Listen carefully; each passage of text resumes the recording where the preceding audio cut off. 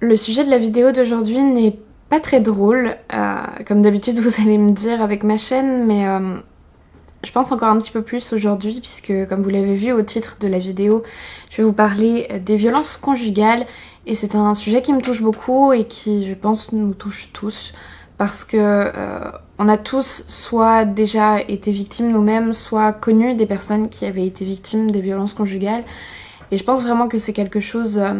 c'est une violence en fait beaucoup plus ordinaire et beaucoup plus banale entre guillemets, dans le sens où elle est beaucoup plus répandue que les violences dont je vous parle habituellement quand je vous parle de cas assez exceptionnels de tueurs en série ou d'affaires criminelles. Donc ça va être un sujet qui est un petit peu difficile peut-être à entendre pour certaines personnes, mais j'espère vraiment rendre ça le plus bienveillant possible. Cette vidéo, je l'ai préparée en me basant sur des cours qui m'ont été donnés par Michel Vitry durant mon diplôme de criminologie. Son cours est bien évidemment beaucoup plus complet, avec bien plus d'informations que ce que je vais vous donner dans cette vidéo, mais j'ai essayé, on va dire, de faire un condensé, un résumé, d'extraire ce qui me paraissait le plus important pour pouvoir vous le retranscrire et pour pouvoir vous donner des informations les plus essentielles quand on parle de ce sujet-là. Alors comme d'habitude, je vous propose de vous installer bien confortablement, d'éteindre vos lumières, et une fois que vous vous sentez prêt, c'est parti.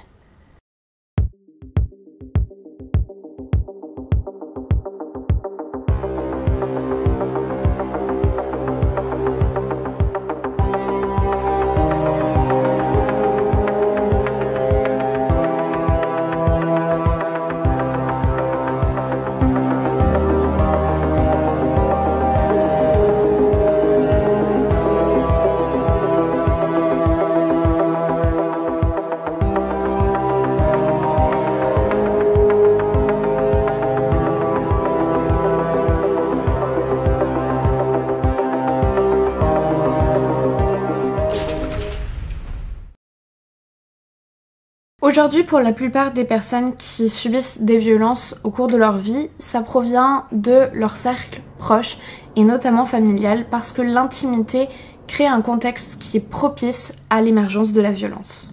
Dans cette vidéo, je vais vous parler de la dynamique des violences. Donc je vais à la fois vous parler des auteurs des violences, mais aussi des victimes. Comme il va s'agir d'une vidéo plutôt globale sur ce thème, je vais principalement essayer d'utiliser les termes auteur et victime, ce qui pourra correspondre à un homme et à une femme, ou à l'inverse, une femme, un homme, ou même éventuellement deux hommes, deux femmes, ou toutes les configurations possibles qu'on peut imaginer dans un couple, qui soit hétérosexuel, homosexuel, non-binaire, enfin...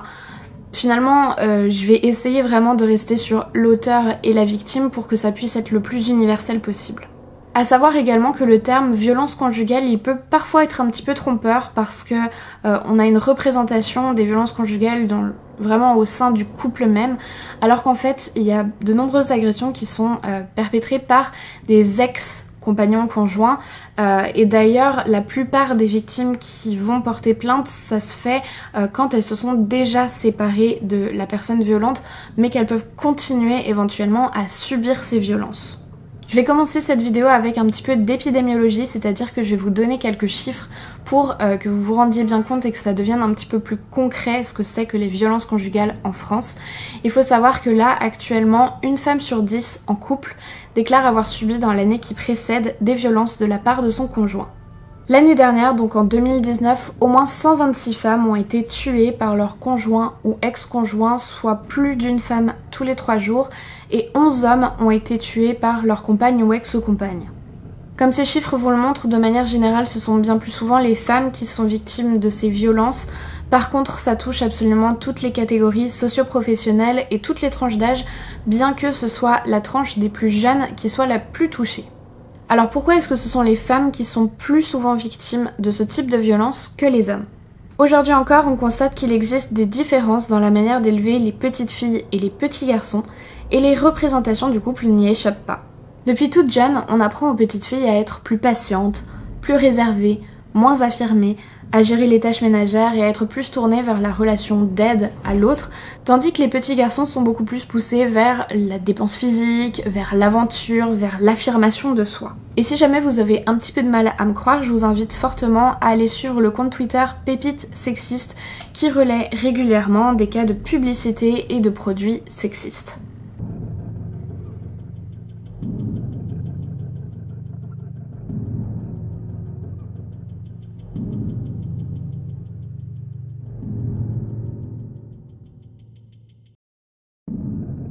À l'adolescence, les magazines, les films et les séries vont eux aussi alimenter cette représentation déséquilibrée de la relation et du couple.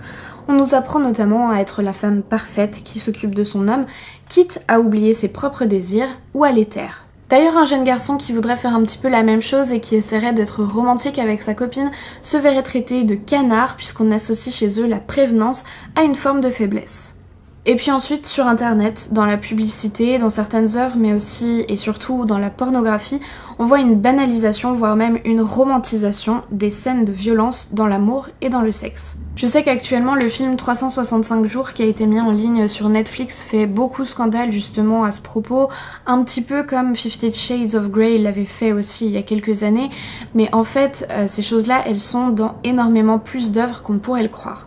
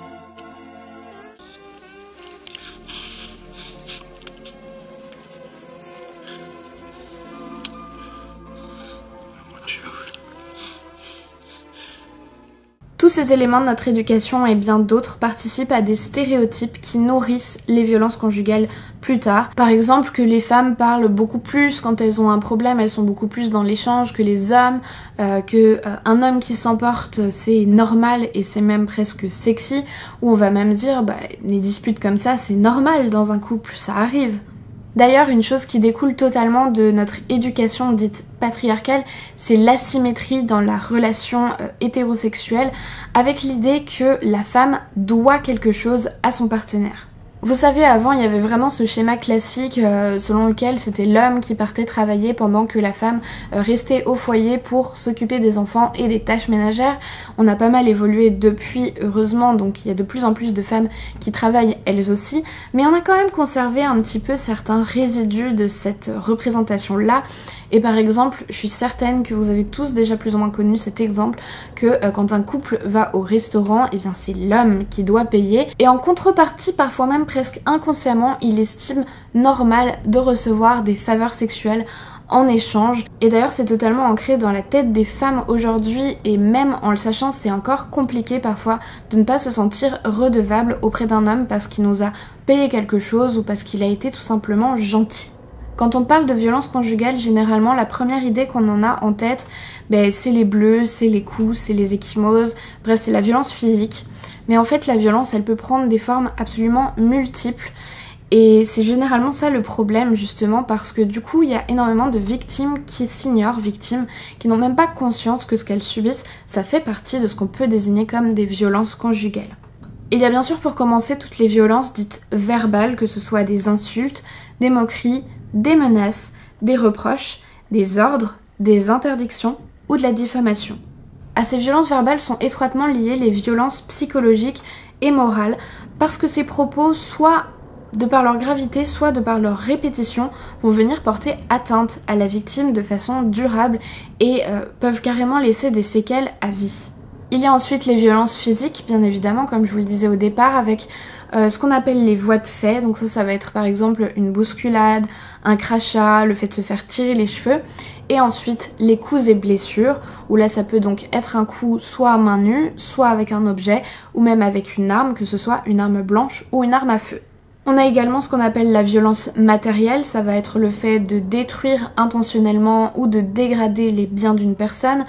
Généralement ça va être les vêtements, les papiers importants ou le téléphone et l'ordinateur. On a ensuite la violence économique, ça c'est quand on va par exemple obliger une personne à arrêter de travailler ou alors au contraire l'exploiter financièrement. On peut également la superviser et superviser son accès à ses comptes de manière à ce qu'elle ne puisse plus dépenser de l'argent comme elle le souhaite mais qu'elle soit obligée de demander l'autorisation à son partenaire. On a ensuite tout ce qui se rapporte aux négligences et enfin les privations ou les violations de droits. Ça c'est quand l'agresseur va véritablement soit priver une personne de la possibilité de prendre ses propres décisions, d'avoir sa propre vie sociale, d'avoir son propre accès à de l'argent ou même la priver de respect.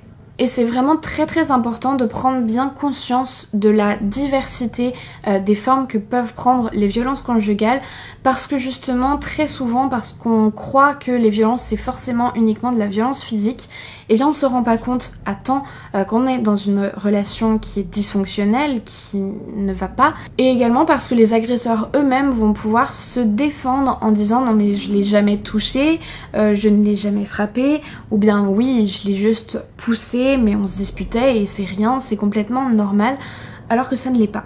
Et le pire vous savez c'est que je pense que pour la plupart ils sont véritablement convaincus qu'effectivement ils ne sont pas violents. Comme il peut parfois être difficile de faire prendre conscience à certaines victimes que la relation dans laquelle elles sont est véritablement violente, il y a un violentomètre qui a été créé par des associations et qui circule pas mal sur internet, je vais vous l'afficher aussi à l'écran, et qui permet en fait de montrer aux victimes dès lors que ça dérape. Alors ça ne reprend pas tout évidemment, mais ça donne quelques exemples qui je pense sont importants pour vraiment comprendre à partir du moment où la relation n'est en fait plus normale. Moi personnellement je vais éviter d'employer le terme de pervers narcissique qui est très à la mode depuis quelques années parce que tout simplement c'est un terme qui n'est pas entré dans les nomenclatures psychiatriques et qui n'a pas véritablement de validité psychologique actuellement, il n'est pas accepté par l'ensemble de la communauté scientifique. C'est un terme un petit peu fourre-tout, j'ai l'impression, dans lequel on a un peu mis beaucoup de choses et qui est pas forcément toujours très lisible pour les personnes qui ne sont pas initiées à la psychologie et qui ne savent pas exactement ni ce que c'est que le narcissisme, ni ce que c'est que la perversion. Ce qu'il faut retenir en tout cas, c'est que de manière générale, les auteurs de violences conjugales ne présentent pas de pathologie mentale, ils n'ont pas de troubles psychiatriques avérés. Dans environ 80% des cas, on va retrouver ce qu'on désigne sous le terme des immaturo-égocentriques. Ce sont des personnes chez lesquelles on retrouve des troubles et des fragilités, ce sont des agresseurs qui sont égocentriques, qui sont instables, qui sont agressifs, avec une problématique qui est souvent liée soit à la jalousie, soit à la perte. Et ce sont généralement des personnes qui vont pas reconnaître les faits, qui vont soit les nier, soit les minimiser. Les 20% restants, c'est ceux qu'on appelle les immaturo-névrotiques et ce sont des personnes qui se situent vraiment dans le spectre de la normalité d'un point de vue psychologique, c'est-à-dire qu'on retrouve pas de troubles du comportement ou comme ceux que je vous ai décrits juste avant pour les immaturo-égocentriques. Et ça va être plutôt des personnes qui vont avoir tendance à vraiment carrément reconnaître les faits et demander de l'aide. Après il reste aussi un tout petit pourcentage, moins d'1% à peu près, de personnalités qui sont vraiment problématiques et dangereuses puisque ce sont des personnes très narcissiques, mégalomanes et paranoïaques. Bien évidemment, vous vous en doutez, les prises en charge qui seront proposées ne seront pas les mêmes selon le type de profil auquel l'agresseur appartient. Au-delà du profil pour l'agresseur, ce qui va être important de repérer, ça va vraiment être au niveau comportemental parce qu'il existe tout un certain nombre de comportements et de facteurs de risque. C'est-à-dire que plus une personne cumule ces facteurs-là, plus elle a de risques potentiellement de passer à l'acte. Ça ne veut pas forcément dire qu'elle le fera, ça ne veut pas non plus dire qu'une personne qui n'en cumule pas beaucoup ne peut pas être violente. On parle là vraiment, si vous voulez, en termes de statistiques. Ces comportements à remarquer sont le manque de désirabilité sociale. Ça veut dire que c'est une personne qui a probablement une estime d'elle-même assez basse, qui est potentiellement inactive et qui se sent inutile par rapport à la société. Du coup, ce sont des personnes qui potentiellement peuvent avoir envie de se sentir puissantes en dominant leur partenaire. Ensuite, on a le défaut d'élaboration mentale et de verbalisation. Typiquement, en gros, ce sont des personnes qui vont avoir tendance à agir avant de réfléchir et qui ont des difficultés à prendre du recul sur elles-mêmes, sur leurs émotions et à mettre des mots dessus.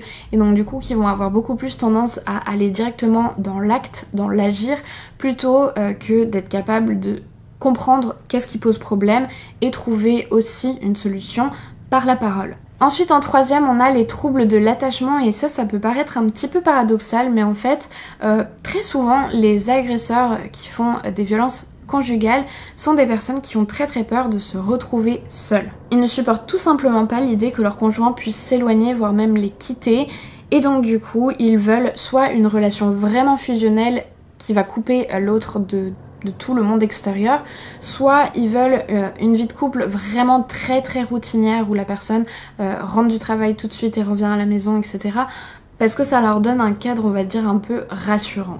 Ensuite, eh bien, on a tout un tas d'autres facteurs divers qui peuvent faire référence à un traumatisme ou à quelque chose de difficile à surmonter dans la vie. Ça peut être des antécédents de maltraitance, un milieu social défavorisé, des problèmes d'argent, un handicap ou une perte d'autonomie, des addictions et des prises de certaines substances et toxiques, des troubles de la personnalité, un gros bouleversement dans la vie, que ce soit l'arrivée d'un enfant, la perte d'un travail, un gros déménagement, enfin des choses assez conséquentes comme ça. Et parfois le risque c'est que l'auteur et ou la victime des violences n'ait tendance à se focaliser que sur un de ces facteurs-là pour expliquer la violence.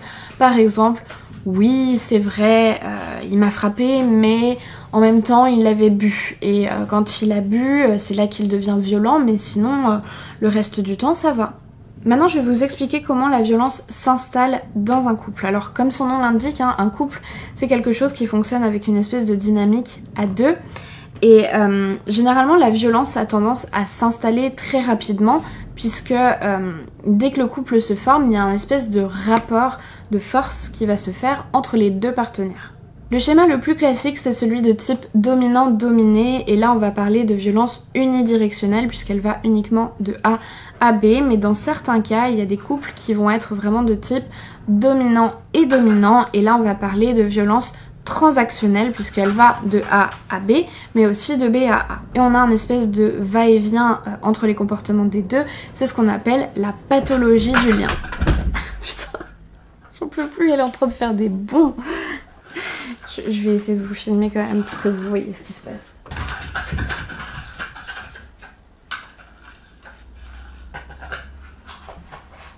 Je bosse comment moi ?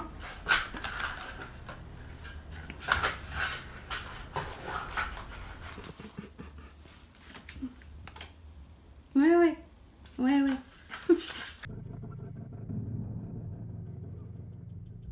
Dans tous les cas, en tout cas, le comportement de l'un va impacter et influer sur la réaction de l'autre et ça fonctionne en va-et-vient comme ça et c'est ce qu'on appelle la pathologie du lien.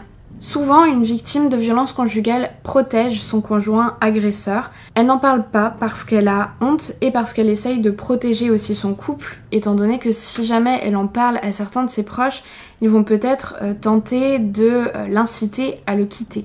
Elle a aussi très souvent du mal à se rendre compte qu'elle est une victime puisque comme je vous l'ai dit tout à l'heure, on se représente beaucoup les violences conjugales uniquement comme une violence physique mais du coup on se rend pas forcément compte quand il y a une certaine emprise qui est déjà en train de s'installer et puis elle va avoir tendance à minimiser ou à faire preuve d'un excès de compréhension auprès de son conjoint. Par exemple, elle va dire oui il est violent quand il boit mais sinon tout se passe bien comme je vous ai dit tout à l'heure, ou alors non mais en ce moment il va pas bien et ça va lui passer. Et puis surtout la victime elle a l'espoir que son agresseur va changer grâce à elle. Elle se dit qu'elle le connaît mieux que personne, que elle connaît à la fois ses mauvais mais aussi ses bons côtés et que si jamais elle le quitte il ne s'en relèvera pas tout simplement et qu'elle est la seule personne à pouvoir rester là à ses côtés pour le soutenir parce qu'il va pas bien et parce que finalement si elle tient bon, si elle prend sur elle, peut-être que au bout de tout ça, eh bien, il finira par aller mieux, ça va finir par s'arranger et ils finiront heureux.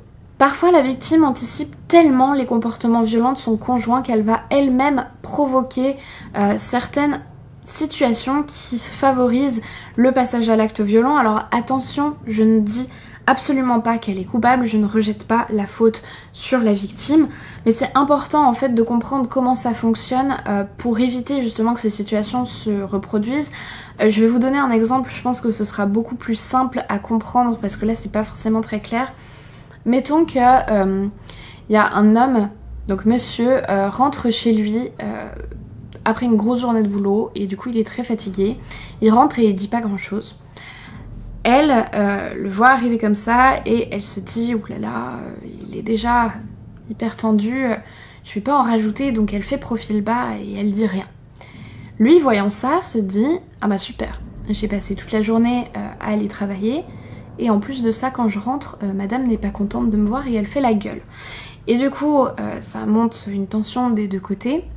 Les premiers échanges verbaux qu'ils vont avoir seront du coup très tendus et la dispute peut éclater à tout moment à cause de cette situation-là.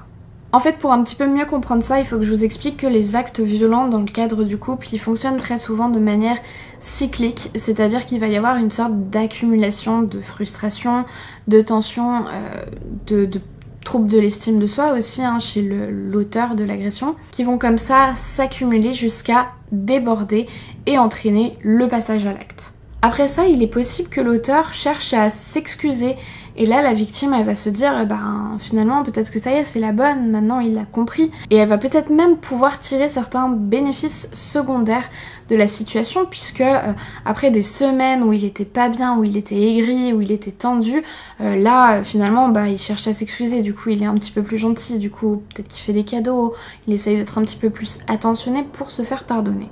Mais plus le temps passe et plus on va voir une gradation de la gravité des actes, comme bien souvent malheureusement avec la violence, et l'auteur il va avoir tendance à avoir recours à ce qu'on appelle des excuses de surface. C'est-à-dire que finalement ça devient des espèces de semi-excuses qui se retournent très vite contre la victime et qui la culpabilisent encore plus et qui lui disent qu'en fait c'est de sa faute. C'est ce qu'on appelle la culpabilisation inversée. Ça va être par exemple « je suis désolée de m'être emportée ».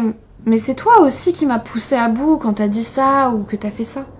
Bon, pardon, mais quand même, je te l'ai déjà dit 100 fois ça. Alors cette escalade dans la violence, elle va commencer généralement avec ce qu'on appelle des micro-agressions.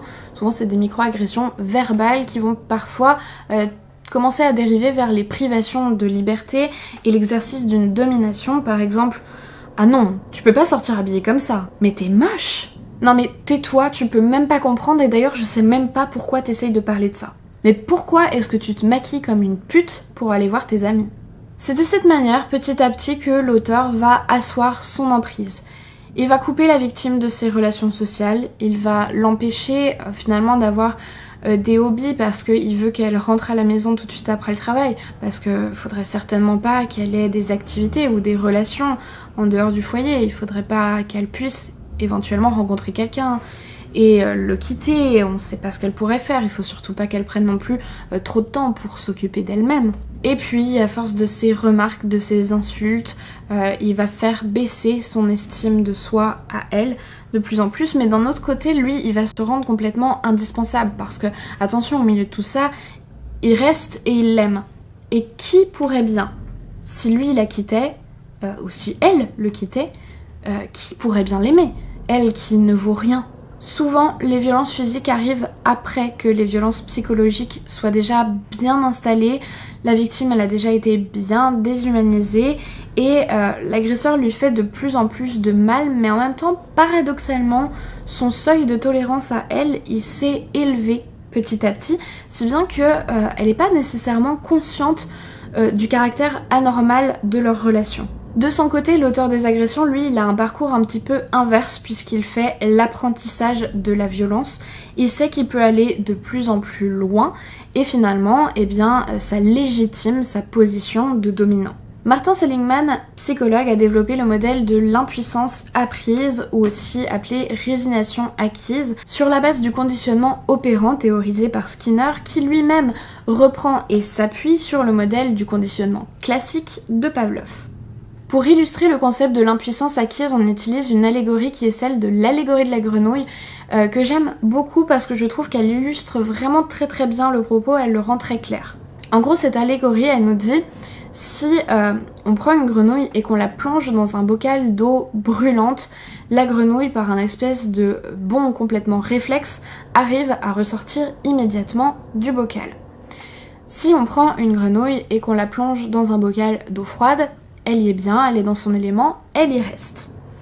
Si ensuite on allume un feu en dessous de ce bocal d'eau froide où la grenouille est plongée, la température de l'eau va monter de manière très progressive et la grenouille ne va pas forcément se rendre compte tout de suite que l'eau commence à chauffer. Elle va peut-être potentiellement ressentir un certain inconfort à un moment parce que l'eau devient de plus en plus chaude, mais ça va trop lentement pour qu'elle arrive vraiment à comprendre et pour qu'elle ait ce réflexe de vouloir sortir du bocal. L'eau va alors continuer à monter en température progressivement et ça va rendre la grenouille moins vive, plus faible. Il sera bien difficile pour elle de sortir de l'eau. Et cuite à petit feu, elle finit par mourir dans ce bocal dont elle n'est pas sortie. Voilà pourquoi les victimes de violences conjugales ont beaucoup de mal à quitter ces relations abusives. La violence, elle s'installe progressivement, de manière insidieuse. Et les victimes, elles s'habituent à cette violence au point qu'elles ne se rendent même plus compte que la relation, elle n'est absolument pas saine. Elles sont aussi, comme je vous ai dit, de plus en plus coupées de leurs autres relations, ce qui fait qu'elles ont peu de portes de sortie et puis elles sont tout simplement épuisées moralement et c'est très difficile pour elles d'aller chercher finalement l'énergie, la force d'avoir ce geste de quitter une relation comme ça. Parce que ça demande énormément, c'est tellement coûteux en énergie que c'est plus facile entre guillemets de rester dans une situation qu'elles connaissent, qui se passe mal, où elles sont violentées, mais ça demande moins d'énergie et elles sont complètement épuisées. Je n'étais plus moi-même. Comment ai-je pu accepter ça, moi qui étais militante féministe ? En plus de ça, comme je vous l'ai dit très souvent, leurs conjoints ont tendance à les culpabiliser, ils ont fait baisser leur estime de soi, ils les ont presque convaincus que c'était elles le problème, donc pourquoi est-ce qu'elles quitteraient une relation puisque c'est elles le problème en fait. Il faut qu'elles règlent un problème directement, c'est pas à eux de changer. Et puis malheureusement aussi parfois certaines de ces victimes elles ont déjà subi d'autres maltraitances par le passé. Donc ça vient réouvrir une blessure qui était déjà existante et qui va juste aggraver encore plus leur mal-être. Et comme je vous le disais tout à l'heure, on en arrive parfois à un point où certaines victimes vont carrément pousser l'auteur des violences à passer à l'acte, tout simplement parce que comme je vous l'ai expliqué, avec cette espèce de fonctionnement cyclique où il y a une période de montée en tension qui culmine au moment où il y a passage à l'acte, et ensuite après ça elles savent très bien que ça va retomber et qu'elles vont avoir un moment de calme, et parfois voilà, certaines victimes vont carrément même presque faire en sorte que le passage à l'acte violent arrive un petit peu plus vite parce qu'elles savent qu'après elles auront un peu la paix. Ça, aux yeux de l'agresseur, ça va venir légitimer l'acte évidemment, puisqu'il va se dire elle l'a bien cherché et c'est à cause de ça que j'ai pété les plombs. Mais il ne faut surtout pas culpabiliser les victimes de leur comportement, ce n'est pas de leur faute si leur conjoint est violent, s'il se comporte comme ça. Et si éventuellement elles ont plus ou moins fait en sorte que cet acte violent arrive, ce n'est pas leur faute. C'est parce qu'il leur fait peur, c'est parce qu'elles ont peur de comment il se comporte pendant les jours, voire les semaines qui précèdent ce passage à l'acte là. C'est à cause de ça, c'est parce qu'elles ont peur et c'est à cause de lui. Elles sont les victimes et ça c'est hyper important que les proches de victimes connaissent un petit peu ce fonctionnement et ce système là pour ne pas alimenter leur culpabilité, parce que les victimes elles culpabilisent de ce genre de comportement qu'elles ont pu avoir et elles se disent que c'est de leur faute et que c'est elles qui l'ont poussé à devenir violent, alors que non, une victime est une victime, elle reste la victime, point. Alors vous le savez, les conséquences des violences conjugales sont multiples. D'abord, il y a un gros impact sur la sphère de la santé puisque ça va apporter un niveau de stress extrêmement élevé et chronique. Il va y avoir des conséquences sur la santé somatique, donc physique, psychologique et mentale, mais aussi reproductrice. Les taux de dépression et de stress post-traumatique sont évidemment très élevés et ça c'est quelque chose qu'on va retrouver bien évidemment chez les victimes, mais aussi chez les auteurs. Chez les victimes, comme chez les auteurs, là encore une fois, le risque de passage à l'acte auto-agressif est très élevé. C'est-à-dire tous les risques en fait de mutilation, d'autodestruction, voire même de suicide. La sphère sociale est aussi très fortement perturbée, vous vous en doutez, et puis il ne faut pas aussi oublier les conséquences qu'il peut y avoir sur les potentiels enfants témoins, parce que même si jamais ils ne sont pas eux-mêmes la cible des violences, ils voient des choses, ils voient des violences entre leurs parents, et ça va pouvoir laisser des séquelles qui peuvent se révéler bien plus tard après dans leur développement, des grosses failles, des gros troubles aussi à divers moments de leur vie, même parfois des années et des années après. Alors il est tout à fait possible qu'un jour la victime ait une sorte de prise de conscience d'un seul coup, qui lui fait dire qu'il faut que ça s'arrête, qu'elle doit quitter son bourreau et qu'elle doit prendre toutes les mesures nécessaires pour sa propre sécurité. Généralement, ça va intervenir suite à un espèce de gros événement de vie, quelque chose de marquant ou un bouleversement. Ça peut par exemple être la naissance d'un enfant ou un déménagement, quelque chose, si vous voulez, qui permet un petit peu de se dire bah ça y est, une page se tourne et là on a la possibilité de recommencer vraiment à zéro. Ça peut évidemment être la rupture du couple, puisque si à un moment, après une énième dispute, l'un ou l'autre décide de partir, ça peut être le moment où véritablement la personne prend conscience de tout ce qu'elle a subi et tout ce qu'elle a vécu durant la relation. Ça peut aussi être suite à un acte particulièrement violent où vraiment la victime s'est vue face à la mort finalement. Il m'a saisi au cou, son visage était un masque de haine, il m'a dit « je vais te défigurer ». Il m'a traîné près de la fenêtre et il m'a dit qu'un jour je passerai par là. Ça peut aussi être un moment de vie très difficile, mais pas en rapport avec la relation, et justement le conjoint n'est pas du tout présent, il n'est pas du tout soutenant, et là on se rend compte finalement que qu'il nous aime juste pas pour se comporter d'une manière aussi horrible. Par exemple, une victime qui traverse un deuil très difficile dans sa famille et son compagnon n'est absolument pas là pour elle, ou au contraire, il a l'air de s'en foutre en fait, ou au contraire il peut lui faire encore plus de mal. Là ça peut être justement l'occasion vraiment d'un déclic et d'une prise de conscience. Mais aussi parfois ça peut provenir finalement d'un tout petit rien, justement pas d'un gros événement de vie. Ça peut être une petite phrase prononcée par un proche, par un tiers finalement, ou même une phrase ou quelque chose entendu dans un média, et ça peut éventuellement amener ce fameux déclic. Comment peut-on venir en aide à une personne victime de violences conjugales ?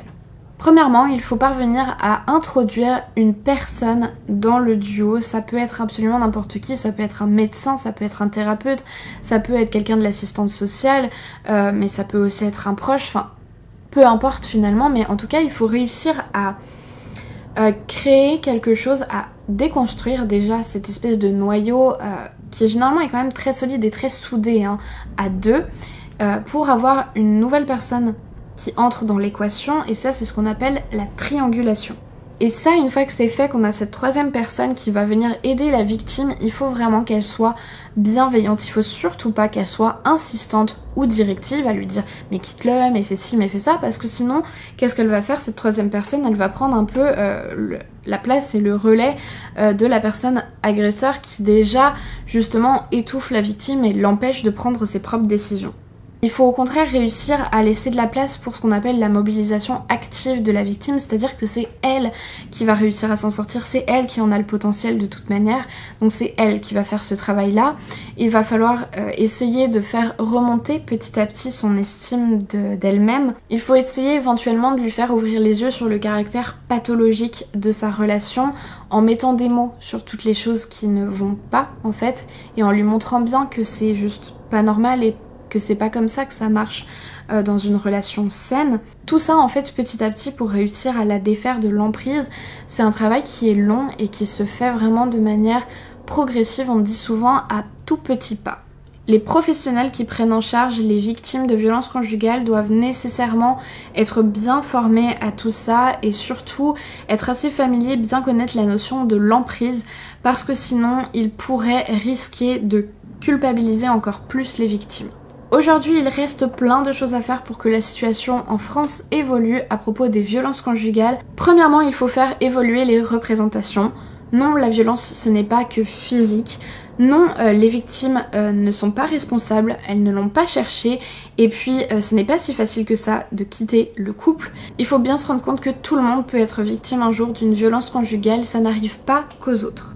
Deuxièmement, il faut faire bouger les lois en introduisant de nouvelles infractions relatives aux violences floues pour faire reconnaître la violence au-delà des aspects matériels. Troisièmement, on peut améliorer les actions de prévention et notamment les interventions précoces. C'est-à-dire que si une victime qui va porter plainte pour des violences verbales ou psychologiques était bien reçue, bien accueillie aujourd'hui et ne se faisait pas envoyer balader, je pense que ce serait déjà pas mal. Ensuite, on peut lutter contre les distorsions cognitives déjà à un niveau individuel auprès des victimes en leur répétant que non, ce n'est pas de leur faute, qu'elles ne sont pas responsables, qu'elles ne sont pas non plus incapables de s'en sortir et qu'elles ont des ressources, mais aussi de façon un petit peu plus générale et collective en disant tout simplement bah non, la violence ce n'est pas sexy, ce n'est pas glamour, ce n'est pas acceptable tout simplement. On peut également faire de la prévention primaire, c'est-à-dire vraiment aller s'adresser auprès des plus jeunes, auprès des adolescents par exemple, en leur expliquant un petit peu et en les sensibilisant aux violences conjugales, de manière à éviter que ces choses ne débutent tout simplement.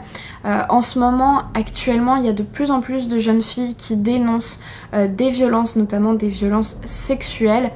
Donc la parole est en train de se libérer et je pense que la meilleure chose à faire c'est tout simplement de les écouter et puis de les soutenir. Enfin, ne l'oublions pas, il faut également envisager des accompagnements pour les auteurs des violences conjugales parce que malheureusement aujourd'hui ce circuit il est vraiment très peu développé. Je vous parle même pas au niveau judiciaire en fait, je parle même pas de ça, mais tout simplement déjà si il y avait beaucoup plus de groupes de parole, de groupes de soutien, de thérapie, de programmes éducatifs et de sensibilisation auprès de ce public-là, donc de personnes qui ont déjà été auteurs d'agressions et de violences conjugales, je pense que ce serait vraiment très bien et on en manque cruellement. Si vous qui m'écoutez êtes vous-même victime de violences conjugales, je voudrais vraiment vous dire que vous n'avez absolument pas à culpabiliser de ce qui vous arrive. Vous n'avez pas à vous en vouloir, vous n'êtes pas responsable et vous n'avez pas à avoir honte non plus de ce qui vous est arrivé ou de ce qui vous arrive. Moi ce que je vous conseillerais vraiment c'est de trouver une personne de confiance à qui en parler pour que déjà vous vous sentiez pas seul et surtout ne pas hésiter à solliciter l'aide de professionnels. Contactez le 3919 pour recevoir de l'aide et des conseils ou n'hésitez pas à appeler le 17 ou le 112 en cas d'urgence. Sachez également, et ça c'est vraiment très important, je vais vraiment insister là-dessus, qu'un dépôt de plainte ne peut pas vous être refusé, c'est interdit par la loi. Donc si jamais c'est le cas dans un commissariat ou dans une gendarmerie, vous devez insister et vous devez leur rappeler qu'ils sont dans l'obligation de prendre votre plainte. Et si jamais on ne vous écoute pas et qu'on ne veut pas prendre votre plainte, n'hésitez vraiment pas et faites-le. Allez saisir l'inspection générale de la police nationale. Ce sont des personnes qui vont justement être chargées d'aller inspecter et de faire appliquer la loi pour que quand vous allez déposer une plainte, elle soit acceptée. Je vous ai mis en barre d'infos tous les numéros de téléphone que vous pouvez appeler si jamais vous avez besoin de conseils, d'aide ou même en cas d'urgence. Et puis je vous ai listé aussi un certain nombre de sites internet qui peuvent vous servir si jamais vous avez besoin d'avoir de l'aide parce que vous-même vous êtes victime ou parce que vous avez un proche qui est victime d'une relation abusive et de violence conjugale. Cette vidéo est maintenant terminée, j'espère vraiment qu'elle aura peut-être permis de vous apprendre certaines choses sur les mécanismes des violences conjugales et surtout qu'elle vous aura fait prendre conscience que ce sont des choses extrêmement communes, extrêmement banales et qu'il faut véritablement être très bienveillants les uns avec les autres. Faire attention à ce qui se passe autour de soi parce que on connaît probablement tous une personne qui en est victime ou qui en a été victime. Donc faites attention à ça, essayez de prendre soin des personnes autour de vous. Si vous-même vous êtes dans un cas comme ça, n'hésitez pas à demander de l'aide. Il n'y a vraiment aucune honte à ça puisque c'est vraiment quelque chose de très fréquent et qui arrive beaucoup. Donc véritablement, n'hésitez pas à demander de l'aide, à en solliciter parce que vous ne pouvez pas rester dans une relation comme ça, ce n'est juste absolument pas normal et j'espère que peut-être avec cette vidéo vous vous en serez rendu compte. Merci beaucoup à toutes les personnes qui m'ont écouté jusqu'au bout et un grand merci très particulier à toutes les personnes qui, comme à chaque fois après une vidéo, vont regarder des publicités sur YouTube. Vous êtes absolument adorables. Moi je vous dis à très vite pour une prochaine histoire. Je vous fais plein de gros bisous. Prenez soin de vous. Et puis en attendant, n'oubliez surtout pas de rallumer vos lumières.